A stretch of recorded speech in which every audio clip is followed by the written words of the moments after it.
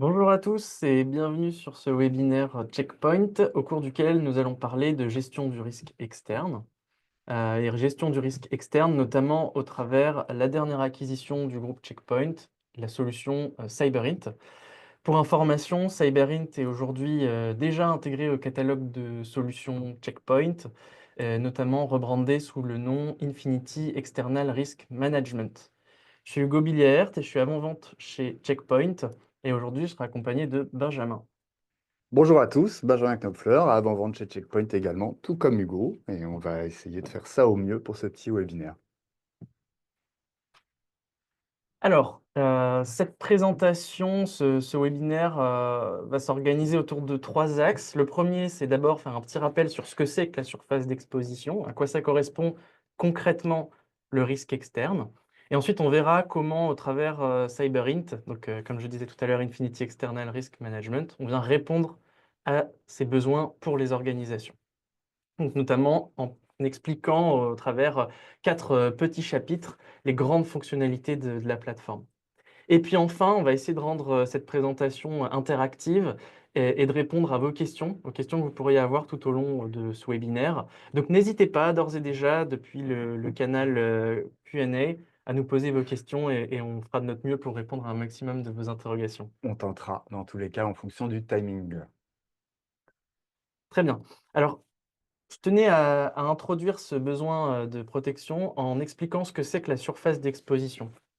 En fait, la surface d'exposition, c'est tout ce qui va être accessible à des personnes extérieures à l'organisation depuis Internet, depuis les réseaux sociaux, depuis peut-être le dark web. Il va s'agir quelquefois de données qui sont critiques, pas toujours. Dans certains cas, il va s'agir d'applications IT, des sites web, des noms de domaine, et d'autres fois, ce sera plutôt des mots de passe, des fichiers confidentiels. Donc, vous l'aurez compris, on va distinguer deux types d'exposition, on va appeler deux types d'empreintes. La première, c'est l'empreinte active et la seconde, c'est l'empreinte passive. L'empreinte active, c'est ce que les organisations ou les particuliers partagent volontairement vers l'extérieur, qu'il s'agisse de données personnelles ou de fichiers, ou peu importe. Là où l'empreinte passive, ça va vraiment être ce qui va être accessible à n'importe qui, malgré le fait que l'organisation ou que les particuliers ne souhaitent pas rendre cette information publique. Et en fait, cette empreinte, d'ailleurs, qu'elle soit active ou passive, bah, elle implique un risque pour les entreprises, puisque ce sont potentiellement des portes d'entrée pour des hackers. Et c'est ce qu'on va essayer de vous montrer juste après sur ce point de départ. Ouais, point de départ, donc on parle de reconnaissance comme vient de l'expliquer Hugo.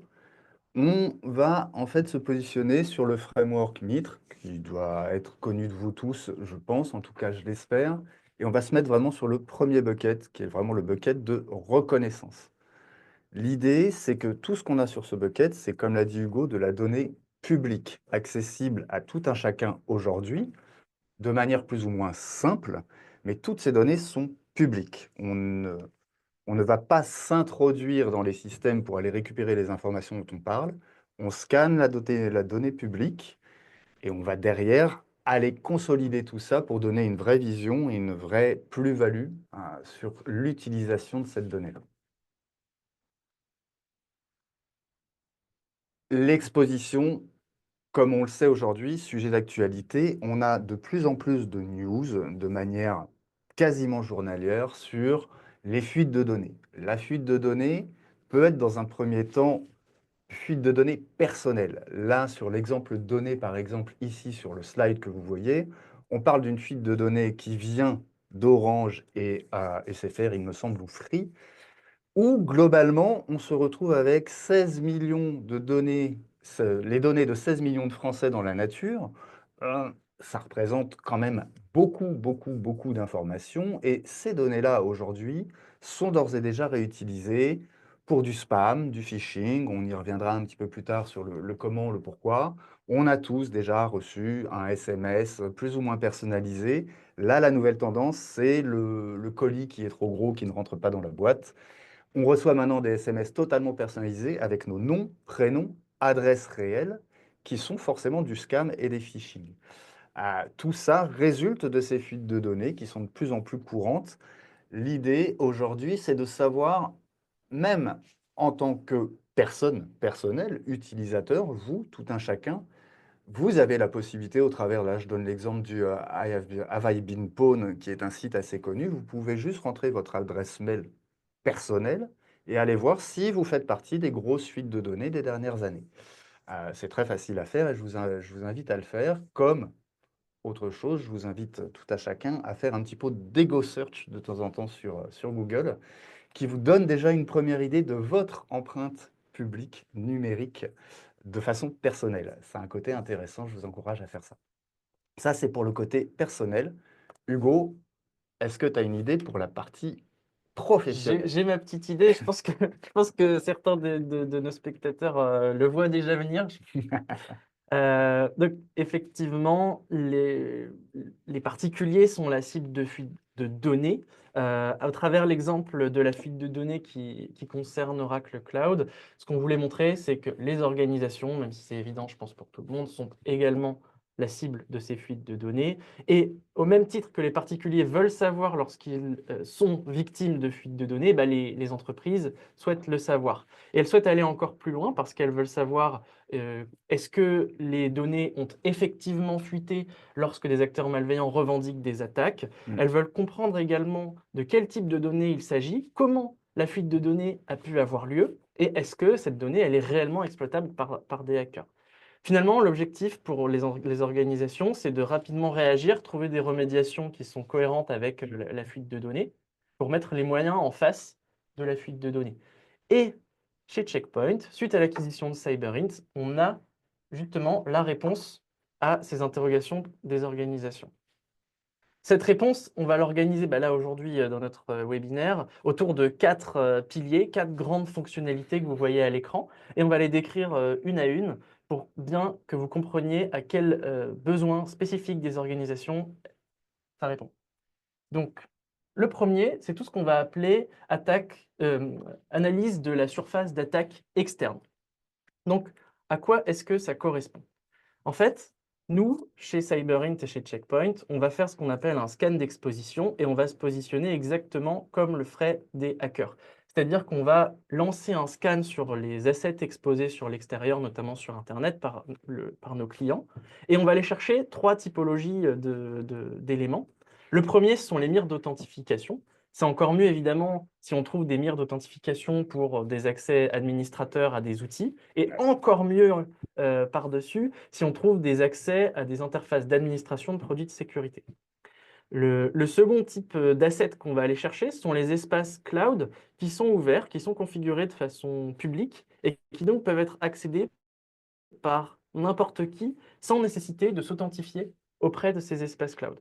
Donc dans cet exemple, moi j'ai choisi le bucket Amazon S3 parce que c'est vraiment un classique pour les entreprises qui, dans beaucoup de cas, sont configurés de façon à ce qu'ils puissent être accédés par n'importe qui. Et quelquefois, il y a de la donnée sensible qui est stockée sur ces buckets.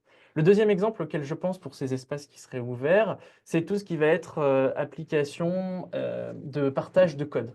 Donc typiquement des Oui. Pastebin, des GitHub, qui peuvent être configurés de façon complètement publique. Or, on va y stocker des fichiers de code, quelquefois qui contiennent des mots de passe ou des clés d'accès privés. Et donc, ce sont des espaces qui sont particulièrement sensibles.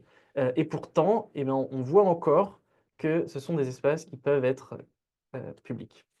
Et enfin, le dernier point, ce sont toutes les technologies qui vont être exposées à des vulnérabilités, donc qui vont être associées à ce qu'on appelle des CVE. Et ici, l'objectif pour Cyberint, pour Checkpoint, via Infinity External Risk Management, ça va être déjà d'énumérer l'ensemble des technologies qui sont exposées et qui sont concernées par des CVE et d'encourager nos clients à aller remédier de façon intelligente et priorisée l'ensemble des CVE qui sont critiques et facilement exploitables par des hackers. Puisque derrière, ça va être la porte ouverte à des élévations de privilèges ou des accès à des ressources critiques de l'écosystème IT de nos clients. C'est tout l'intérêt de la solution, c'est de justement pouvoir donner aux clients une vision, et pas seulement à un moment M, mais vraiment en temps réel de toute son exposition publique. Aujourd'hui, on va vous montrer au travers de ces supports de présentation des captures de ce qu'on peut avoir au niveau de l'interface. On ne va pas faire de démo à proprement parler de l'interface parce qu'on n'aurait pas le temps de le faire. Il est évident que si ça intéresse chacun de vous, n'hésitez pas à nous recontacter pour que derrière, on puisse organiser ça. La façon dont on fonctionne, c'est on se base sur un score de posture. Comment on va aller récupérer ça? On a plusieurs manières de le faire. Soit on rentre tout simplement le nom de domaine principal du client, et derrière, on va se baser sur tous les enregistrements DNS et tout ce qui existe en accès public donné pour aller définir l'appartenance réelle des assets, des IP, des noms de domaine aux routes principales, au domaine principal. On a bien entendu la possibilité d'affiner tout ça avec le client, d'aller vraiment valider, sélectionner les bonnes sources, mais ça permet également, quand on va faire toute cette investigation et cette découverte, de trouver parfois des choses étonnantes et même potentiellement du shadow IT qui va popper un petit peu à gauche et à droite. On n'avait pas connaissance, le client n'avait pas connaissance de l'existence de ceci, et ça va popper, on va vraiment voir un ensemble de choses. Sur la capture que vous voyez là, on a un posture score B qui est plutôt très bon, c'est assez rare. On est en général, quand on lance les scans sur nos clients, la plupart du temps plutôt autour de E, F, voire pire. Je ne sais pas jusqu'à combien on va, je crois qu'on s'arrête à F, on ne va pas plus Je sais loin. pas. Il me semble qu'on ne va pas plus loin. Ça, c'est une partie de l'interface. Tout est cliquable. On peut bien sûr aller sur les différentes vulnérabilités. On va avoir une vision et des informations extrêmement larges. Donc forcément, l'idée, c'est de pouvoir filtrer un minimum et donner en visualisation au client final seulement ce qui est nécessaire, seulement ce qui est intéressant. On y reviendra peut-être un petit peu plus tard sur le pourquoi du comment. Prenons un exemple. On parle ici donc de découverte. On va avoir l'asset discovery. On va pouvoir, au travers de cet asset discovery, lister l'intégralité de l'empreinte client sur les assets et derrière, forcément, contextualiser des alertes. Dans l'exemple ici, une application vulnérable est trouvée sur un port donné. On a le numéro de version de l'application et derrière, on va être capable d'accrocher ou de lister les CVE potentiels accrochés à cette application et à la version. L'idée derrière, on a l'alerte, elle est contextualisée, elle est renvoyée au client et on va bien sûr pouvoir lui proposer une rémédiation. Rémédiation qui va être manuelle ou automatique en fonction de ce qu'il y a derrière. On y reviendra un petit peu plus tard sur les interactions possibles et sur ce qu'on peut faire. Comment ça se traduit réellement dans notre interface? Comme vous le voyez à l'écran. Là, c'est juste de la capture. Vous avez une alerte qui remonte sur un port exploitable sur un serveur spécifique. On a le service, c'est du MariaDB sur cette capture. On a l'adresse IP, on a le port. On a un indice de confiance de 100 pour celui-ci. Donc la question ne se pose pas. On sait pertinemment que là, c'est un serveur exposé avec le port exposé et surtout avec une version qui est potentiellement, même plus que potentiellement, on a la version du service, on sait que cette version n'a pas été patchée ou en tout cas est vulnérable au CVE annoncé. Donc là, forcément, c'est une alerte à 100% renvoyée, remontée. On est sur de la démo ici. Vous imaginez clairement que quand on va faire des démos clients ciblés, on est capable, nous, de préparer nos démos clients et d'arriver avec des données clients directes qui sont souvent très, très parlantes et parfois effrayantes. On a la suite ici sur la découverte de l'asset, quand, comment et pourquoi et comment c'est fait. On voit très rapidement sur le Discovery Pass. Donc là, sur l'exemple, on est sur du Barclays.com, mais bon, ce n'est pas très important. On liste vraiment l'origine et la dépendance au niveau du scanning DNS sur le comment et le pourquoi on a vraiment réussi à attacher cet asset à la compagnie. Ici, même chose, on va avoir un exemple de vulnérabilité trouvée sur un asset appartenant à la compagnie. Donc pareil, asset exposé, on a l'adresse IP. Et là, on est typiquement sur du SSH, un accès SSH. On est à 90% au niveau de la confidence. Bon, pareil, c'est des indicateurs qu'on va avoir un petit peu dans tous les sens. Derrière, ce qu'on va faire, c'est que l'asset est exposé. il est accessible publiquement. On ne va pas tenter de le hacker, hein, soyons bien clairs. En revanche, on va juste faire un scan de posture et vérifier, en rapport avec la version, si effectivement l'interface est vulnérable ou pas. Donc là, on passe un petit bout de code. Ici, on voit dans notre exemple que l'asset exposé est vulnérable en SSH sur l'attaque Terrapin, qui casse l'intégralité du protocole SSH et qui permet justement de prendre totalement la main, grosse élévation de privilèges. Enfin, c'est même plus l'élévation de privilèges, là c'est une porte d'entrée directement sur les systèmes. Merci Benjamin. Donc, en synthèse, avec l'External Attack Surface Monitoring, on va réaliser un scan sur l'ensemble de l'exposition d'assets et de technologies chez nos clients. Les clients n'ont pas besoin de nous fournir une liste de noms de domaine ou d'adresses IP. En général, on parle d'un ou deux noms de domaine Oui, à le root, l'origine. ouais, tout à fait. Et puis en quelques heures, on va pouvoir fournir une cartographie qui est très complète avec un score de risque de posture que vous pouvez un petit peu comparer si vous êtes un magnat de l'immobilier à un score DPE. Ouais, on va voir ça comme ça. Voilà, donc ça, c'était pour la première brique fonctionnelle. Ensuite, la seconde, ce qu'on va appeler Cyber Threat Intelligence ou CTI. En quoi est-ce que ça consiste? Eh ben, en fait, on va aller agréger un maximum de sources de données qui viendraient d'Internet, qui viendraient du dark web, de forums, de réseaux sociaux, et on va aller chercher si, à un moment, on va pouvoir trouver des informations sur les tendances cyber, en termes de ransomware, en termes d'infostealers, en termes de groupes de hackers, en termes de fraude. Est-ce que, on va trouver également des fuites de données, peut-être des mots de passe qui auraient fuité et qui concerneraient certains salariés ou des clients de l'organisation, ce genre de choses. Et donc, évidemment, la CTI chez CyberInt, elle s'appuie sur un énorme pool de données. On parle d'une soixantaine de millions d'éléments. Et selon moi, l'élément qui va générer le plus de données, finalement la source de données la plus riche, c'est certainement ce qu'on va appeler un infostealer. Donc, je voulais passer quand même quelques instants pour expliquer ce que c'est qu'un infostealer, même si certains d'entre vous sont peut-être déjà familiers avec le concept. En fait, c'est un petit malware qui va être installé à l'insu des utilisateurs, évidemment à l'insu des victimes, et qui va servir à voler des informations, des données, des fichiers, des mots de passe, des numéros de carte bleue, des cookies de session, quelquefois même des crypto-monnaies. Voilà, donc l'intérêt de l'infostealer pour les hackers, il est multiple et j'y reviendrai juste après. Donc comment est-ce que ça va se passer? Bah déjà, la première étape pour les hackers ou pour les groupes malveillants, ça va être de distribuer ce malware. Et pour ça, il y a tout un tas de canaux qui existent. Peut-être parmi les plus connus, ils vont passer par des sites de phishing, par des emails de phishing, par aussi euh, le fait d'embarquer cet élément malveillant, cet infostealer, dans une application qui semble pourtant légitime. Et notamment, bah, on va retrouver le déploiement massif d'infostealers chez les personnes qui vont télécharger des fichiers torrent, des jeux vidéo, des applicatifs de façon Toutes les choses interdites sur Internet. voilà, en téléchargement On ne pire fait to pas pire.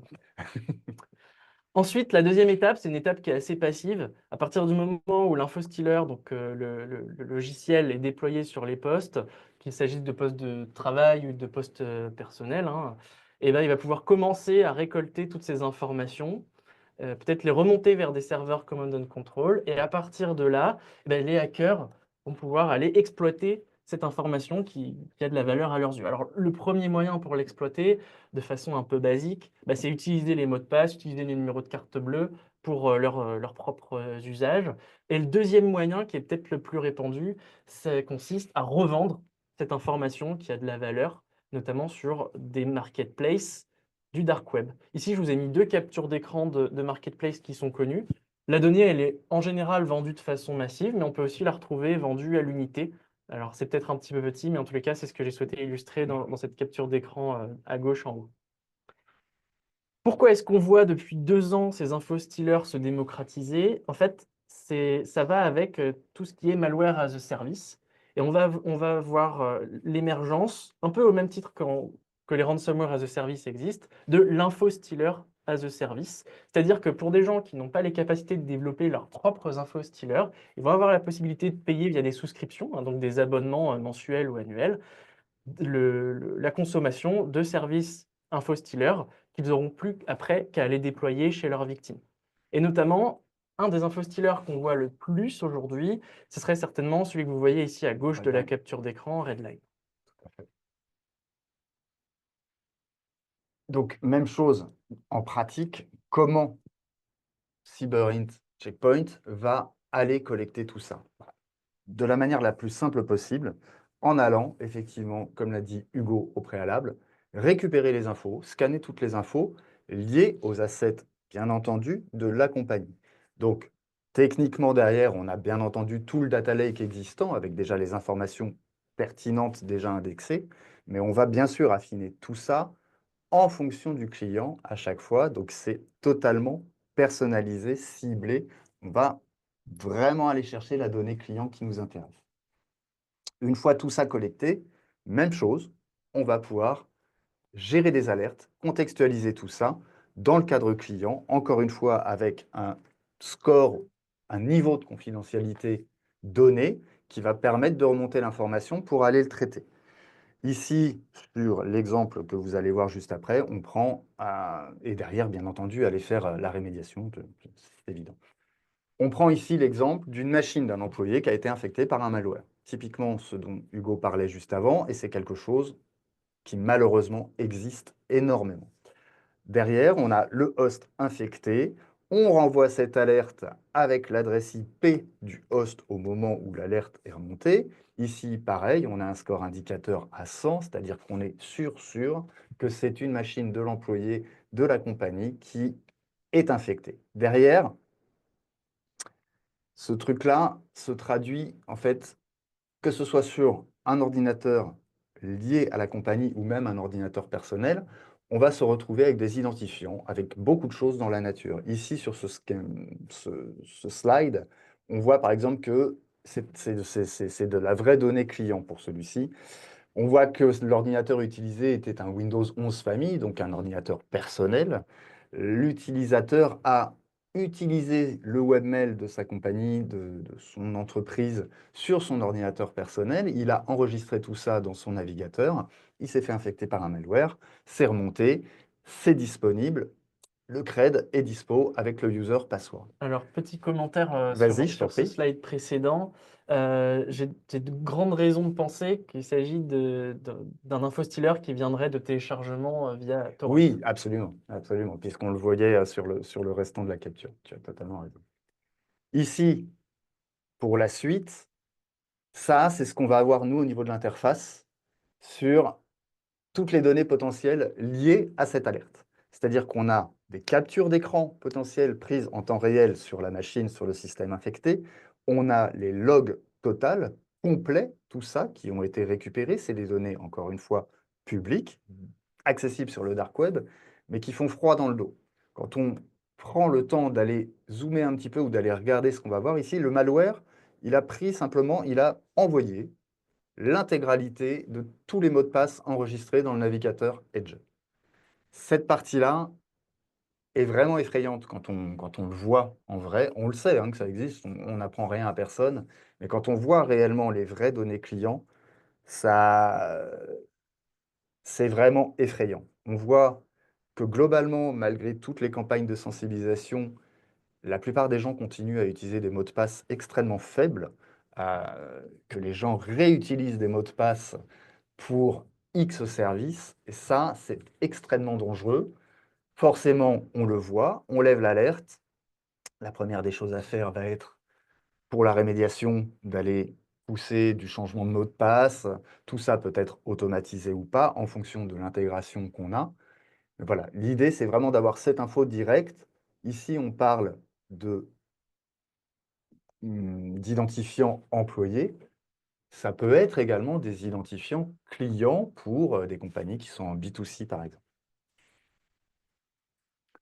Sur l'exemple suivant, là, c'est un petit peu plus important. On a une mise en vente d'un accès complet et plus que ça, en fait, toutes les données d'un employé qui vont être mises en vente sur le dark web euh, et qui vont contenir un nombre d'informations complètement dingue, de l'adresse postale privée, tous les identifiants pour accéder au SI de l'entreprise, un nombre de données complètement fou qui permet potentiellement de faire de l'usurpation d'identité, notamment, et d'accéder à beaucoup de choses. Vous voyez, tu veux, Oui, je voulais faire un petit commentaire sur je ce t'en slide, prie. effectivement, par rapport à ce que tu viens d'expliquer. Les alertes, tu le disais tout à l'heure, elles sont toutes générées de façon automatisée ou semi-automatisée, Oui, en s'appuyant notamment sur notre data lake. On a un score de confiance qui est associé, ça tu l'as dit, mais je le répète simplement pour que ce soit sûr, c'est une note sur 100. Et plus on est proche de 100, plus les outils d'intelligence artificielle, les algorithmes de checkpoint vont qualifier, vont être certains de la véracité de l'information. Et donc, il y a effectivement eu, en l'occurrence, un leak de données ou une vente de credentials. Les clients, donc nos clients, ont la possibilité de demander directement aux équipes Checkpoint d'investiguer sur des alertes spécifiques. Donc, notamment lorsque le niveau de confiance est inférieur à 100 ou quand on est sur des cas assez précis qui nécessitent de l'investigation, comme ici ça a été le cas. Pour pouvoir demander cette investigation, c'est assez simple. Il y a directement un chat qui est intégré à la console Cyberint. C'est le chat que vous voyez sur la droite. Et en un message, il est possible de demander aux analystes Checkpoint d'aller faire plus de recherches sur le cas en question. Et donc, toutes les captures d'écran que vous voyez en miniature ici sur la capture d'écran à gauche, eh bien, c'est le fruit des investigations des analystes Checkpoint. Ensuite, les analystes Checkpoint ont aussi la possibilité d'aller donner d'autres recommandations, bref, d'aller enrichir l'alerte, notamment via des captures d'écran, mais aussi avec du texte, avec des IOC spécifiques. Donc tout ça pour aller enrichir le niveau d'information qui va pouvoir être ensuite exploité, notamment pour la remédiation par nos clients. tout à fait. Oui, parce qu'on n'a pas présenté cette partie-là, mais derrière, il y a toute la partie analyse qui est faite avec toute la partie IA ou autre, mais c'est une véritable équipe humaine qui va, au final, être en contact avec vous au travers du chat pour prendre les dernières décisions et vous donner vraiment aussi la visu sur le côté visualisation client. Complètement. C'est vrai que quand on parle de CTI, puisqu'on on parle de traitement de données massif, il y a quand même la nécessité d'aller automatiser cette détection, cette remontée C'est clair. d'alerte. Mais derrière, on s'appuie quand même sur des équipes d'analystes qui font de la CTI depuis l'existence de Cyberint, qui en faisaient même avant la création de Cyberint. Donc c'est vraiment un savoir-faire qui est historique chez Checkpoint. Le troisième point, ce qu'on va appeler chez nous Digital Risk Protection, ça concerne tout ce qui va être protection de l'image de l'organisation vers l'extérieur. Donc notamment, ça va passer par détecter des sites de phishing qui pourraient viser à usurper la marque ou l'identité de marque de l'organisation. On va également trouver tout ce qui est usurpation d'identité, peut-être de VP, de VIP, Mmh. de l'organisation sur des réseaux sociaux. Bref, c'est tout rassembler un maximum d'éléments pour comprendre est-ce qu'il y a eu à un moment volonté de voler l'identité à des fins malveillantes de l'organisation. Donc le premier moyen qu'on va avoir, nous, chez Checkpoint, pour identifier des sites de phishing notamment, ça va être de détecter tout ce qu'on appelle typo-squatting. Donc le typo-squatting, on vous a mis ici quelques exemples pour Barclays, mais ça consiste à prendre un nom de domaine qui ressemble beaucoup à un nom de domaine légitime de la société Barclays ici, dans cet exemple, et de l'utiliser pour créer un site de phishing et essayer de berner des utilisateurs qui n'auraient pas vu qu'il s'agit d'un mauvais nom de domaine. Ensuite, on va avoir d'autres moyens pour détecter ces sites de phishing, et notamment, c'est d'aller détecter du vol d'identité graphique de sites web légitimes. Donc ici, on a mis un exemple qui est assez connu de tous, je pense, c'est l'interface d'accès à l'application Amazon, à la marketplace Amazon. On voit déjà que le nom de domaine, évidemment, ne ressemble pas à un nom de domaine qui appartient à Amazon, mais qui ressemble beaucoup à Amazon. Donc on aurait pu faire une détection typo squatting. En revanche, une des raisons pour lesquelles on a détecté ce site, eh bien, c'est au travers la détection d'un icône, De d'un logo l'image, du logo, ce qui qui va avec. ressemble beaucoup au logo Amazon, alors qu'il n'est pas sur le site amazon.fr. Et ensuite, le dernier exemple, c'est la détection d'applications qui sont publiées sur des stores non officiels. Alors, dans certains cas, ces applications, elles sont légitimes, hein, elles sont publiées par des éditeurs qui ont pignon sur rue. Et dans d'autres cas, l'application, eh bien, elle va embarquer, par exemple, un infostealer ou un Tout ransomware. simplement. Donc, nous, ce qui va nous intéresser spécifiquement, très souvent, c'est l'infostealer. On l'a vu tout à l'heure. En tous les cas, ces applications peuvent, et ça c'est important de le savoir, malgré tout, répondre à la fonctionnalité qui est attendue de l'application et malgré tout embarquer cet infostyler. Donc, sur le fonctionnement, on va retomber exactement sur la même chose. La détection au travers de tous nos moteurs, centraliser tout ça, c'est contextualiser, encore une fois, l'alerte associée avec le nom de domaine, l'URL, tout ce qui va avec, et immédiatement pouvoir proposer pour ça de la rémédiation. On l'intègre directement au niveau de l'interface, on va le voir juste après. Donc ici, j'ai repris exactement le même exemple que sur le slide précédent, c'est la découverte du suivreamazon.fr, confidence 100, on est certain que c'est clairement un fake. Même logo, le source code qui reprend les assets, absolument tout. Là, il n'y a aucun doute. On a la capture, le screenshot directement dans l'alerte, c'est-à-dire sur l'alerte contextualisée que le client reçoit. Et on a directement la possibilité d'aller cliquer sur Request Takedown. Même chose, ça part directement chez nous et on va nous-mêmes aller gérer le takedown du nom de domaine quasiment en temps réel. Tout à fait. Et on va arriver donc sur le quatrième pilier fonctionnel de la solution, de la plateforme, qu'on va appeler Supply Chain Intelligence. La Supply Chain Intelligence, ça correspond à la surveillance du risque associé aux fournisseurs tiers. Comment est-ce que ça fonctionne? Eh bien, en fait, on va aller faire déjà un inventaire d'un maximum de fournisseurs tiers des organisations de nos clients. Donc, à la suite de cet inventaire, on va associer un score de risque, c'est une note sur 10 qui est pondérée à chacun des fournisseurs qui sont listés. Alors, ce qui est intéressant quand même, je me permets Hugo, l'inventaire se fait à la fois de manière automatique, puisque sur l'empreinte publique, on est capable très simplement de détecter et de trouver des fournisseurs sur les portails exposés, capable de voir des routeurs de marque Cisco ou ce genre de choses-là. C'est également un travail commun avec le client. Si on veut vraiment avoir quelque chose de cohérent, c'est un travail commun avec le client pour renseigner les produits réellement utilisés et aller voir derrière l'empreinte qui est liée. Exactement. Et cette note sur 10 que j'évoquais tout à l'heure, qui est une note pondérée, elle va s'appuyer sur 4 critères différents. Vous voyez ici sur la partie droite de l'écran.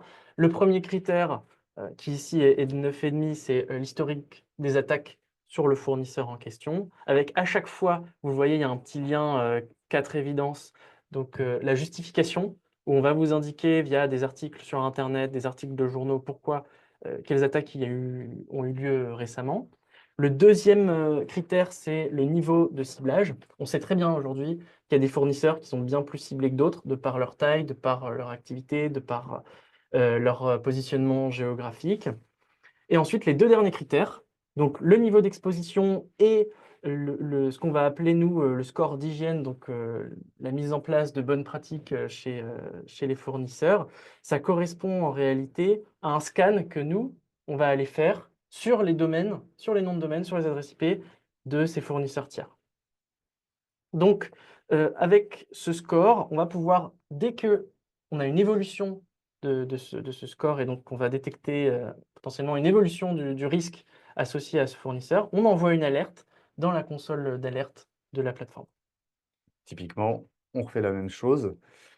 L'exemple d'alerte qu'on va avoir ici avec un niveau de confiance de 80,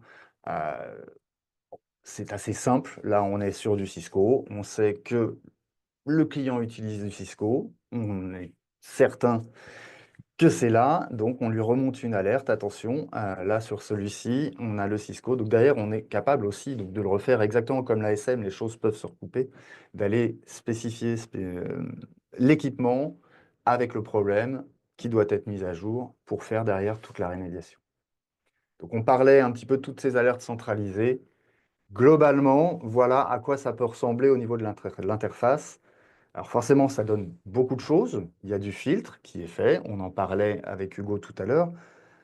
En tant que client final, vous n'allez récupérer dans les alertes que ce qui est pertinent pour vous et qui va atteindre un niveau de confidence élevé. C'est à définir avec le client. vous pouvez aisément imaginer que si on vous renvoyait toutes les alertes potentielles, le volume est intraitable. Là, c'est tout l'avantage de la solution. Le niveau de confidentialité est planifié, calé. Vous ne recevez que les alertes qui doivent être traitées. Et derrière, on a forcément une gestion de suivi de ces alertes au travers du chat ou autre pour savoir si c'est traité, si c'est réglé, si ça a été fixé ou pas. L'importance de tout ça, Hugo l'a mentionné au tout début du webinaire, cette solution qu'on vous présente aujourd'hui, c'est un rachat de Cyberint qui a été finalisé il y a un peu plus d'un an maintenant. Ouais, fin 2024. Exactement. Aujourd'hui, il est totalement intégré sur notre portail unique, portal.checkpoint.com, qui est le portail Infinity. Vous le voyez sur la capture, External Risk Management est dans le pilier Infinity, qui est la partie data de l'ensemble du pilier. Ce qui est intéressant avec ce portail, c'est que si vous êtes client Checkpoint existant et que vous utilisez déjà un des composants, dès qu'on utilise un des composants de ce portail, on déclenche chez nous la partie Event, c'est-à-dire que les logs vont être centralisés à un seul et même endroit. ERM en plus va permettre de faire des interactions entre tout l'écosystème. On parlait tout à l'heure de rémédiation. On peut imaginer par exemple un asset web exposé qui est vulnérable à tel CVE.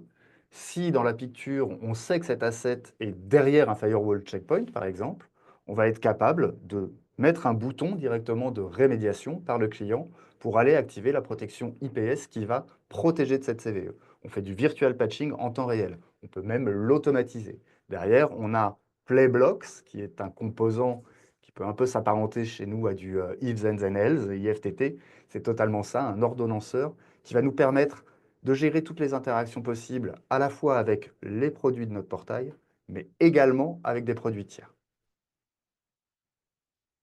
Voilà, donc l'objectif, ça reste de développer au maximum les intégrations entre les produits Checkpoint pour consolider cette approche plateforme Et pas avec seulement, et produits tiers également. les produits tiers, bien sûr. Donc, pour faire un petit bilan sur ce qu'apporte la plateforme Cyberint, Infinity External Risk Management, bah, comme on l'a vu au cours de cette présentation, tout d'abord, on va fournir un maximum de visibilité sur qu'est-ce qui est exposé par l'organisation à l'extérieur, et on va beaucoup plus loin que des adresses IP, que des noms de domaine ou des machines, applications, services web. On va aller, on l'a vu, s'intéresser aux espaces de stockage cloud, aux espaces de développement. On va aller s'intéresser également à tout ce qui est fournisseurs tiers et réseaux sociaux. Et on va le compléter avec une approche CTI, Cyber Threat Intelligence, où on va regarder comment s'organisent les hackers, quelles données auraient pu déjà fuiter, quelles sont les tendances de ransomware, de malware, d'infostealer, et tout ça centralisé dans un seul et même outil et une Checkpoint, seule console, donc ERM. Checkpoint ERM. Et voilà. Et bien voilà, merci pour Et votre attention. exactement, sur le timing, on n'est pas trop mal. Félicitations Hugo. Merci, félicitations à toi, Benjamin. Et l'idée, c'est d'aller voir si on a eu un petit peu des questions-réponses à apporter. Alors, on vous encourage à continuer à poser vos questions, bien sûr, dans la partie Q&A. Alors, première question à laquelle je souhaitais répondre, c'est Benjamin, le MFA ne permet-il pas de se prémunir du vol de mot de passe? Alors, parce que c'est vrai que Tu veux répondre ou je réponds comme tu veux? Bah, vas-y, je t'en bon, prie.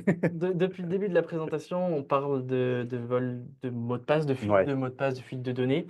C'est vrai que à chaque fois qu'on lance des scans chez nos clients, je ne vais pas parler pour toi, mais en Non, tout non, mais cas, moi, c'est quasi systématique. On va systématiquement trouver des mots de passe qui concernent soit des salariés, soit des oui, mais clients finaux. exactement. Alors, c'est vrai que ces mots de passe, ils sont impressionnants, mais en réalité, ce qui est, je pense, encore plus impressionnant, c'est le vol de cookies de session. Puisque ces cookies de session, ils permettent de faire un bypass du Du challenge MFA. MFA. Et donc, peu importe la solution de MFA qu'il y a derrière, eh ben, on ne sera pas en capacité de se protéger d'un vol de cookies de session. Oui, et puis également, le MFA, oui, qui est une bonne solution, clairement. Donc là, tel que tu l'as expliqué, le cookie permet de le contourner, mais c'est surtout que le MFA n'est pas forcément actif sur l'ensemble des choses sur lesquelles on va aller se connecter. C'est pas forcément le cas. C'est ça. Donc en soi, aller, déployer le MFA sur l'ensemble des applications, la totalité du Ah, parc, c'est pas idéalement, toujours ce idéalement, qui est en œuvre. voilà, malheureusement. On a une autre question.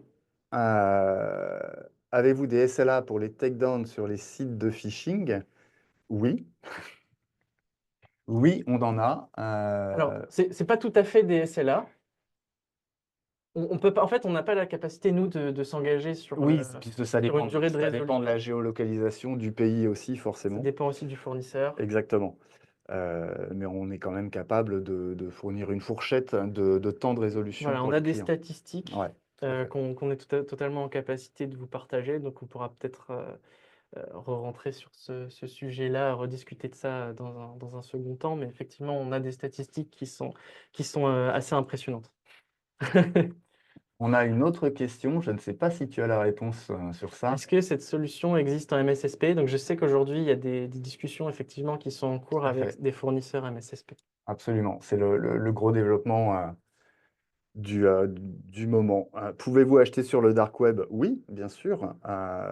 Ça fait partie de ce qu'on a vu et sur les captures, notamment, il y avait sur le leak et la vente de données, on peut tout à fait acheter, et, acheter pour vous, pour le client. Absolument. Voilà. Donc, en général, on achète des échantillons, on n'achète pas des bases complètes, mais effectivement, c'est possible. Est-ce qu'on a autre chose? Alors, écoutez, en tout cas, si on n'a pas d'autres questions, je pense qu'on va pouvoir conclure ce webinaire.